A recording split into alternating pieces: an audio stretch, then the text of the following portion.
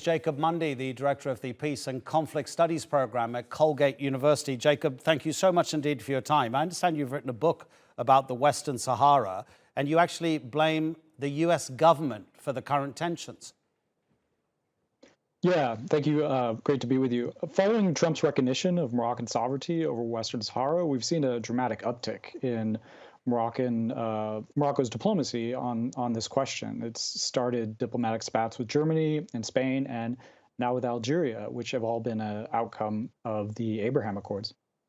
We had a guest about a year ago who is from Morocco, and he was supposed to appear on the program, and then I personally got a call from him saying that the problem is that you have a map somewhere on your website that doesn't coincide with what the government in Rabat, what its international message is. So that gave me an idea of the sensitivities in the Western Sahara.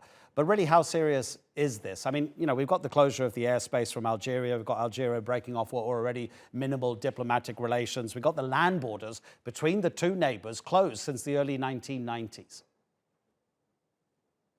Yeah, I mean, it's probably the tensest that the situation over Western Sahara has been in many decades. Since the 1991 UN ceasefire, things were relatively quiet, but that was premised upon a UN peace process that was supposed to lead to a referendum on independence.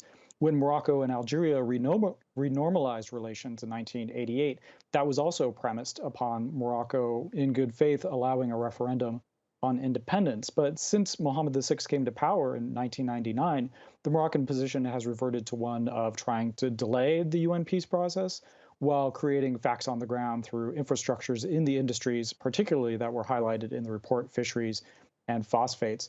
Now that armed conflict has resumed and we see increasing tensions with Morocco and Algeria and increasing military tensions in other areas like the Fagig Oasis recently, who knows where the situation could lead, but it's certainly one that is very heightened. Do you see any possible way to reach some sort of resolution? You say it's a historic issue between the countries, and sometimes when neighbors have problems with each other, it suits a particular government to highlight those problems for domestic consumption, of course. Quite often a problem abroad is actually a problem back home. But what do you see as a possible resolution here? Well, that's exactly the thing, is that Morocco's invasion of Western Sahara in 1975 was about domestic political issues in Morocco, that the monarchy was weak and had almost been overthrown. But the conquest, or what they consider the reconquest of Western Sahara, helped solidify the monarchy's position within the Moroccan state.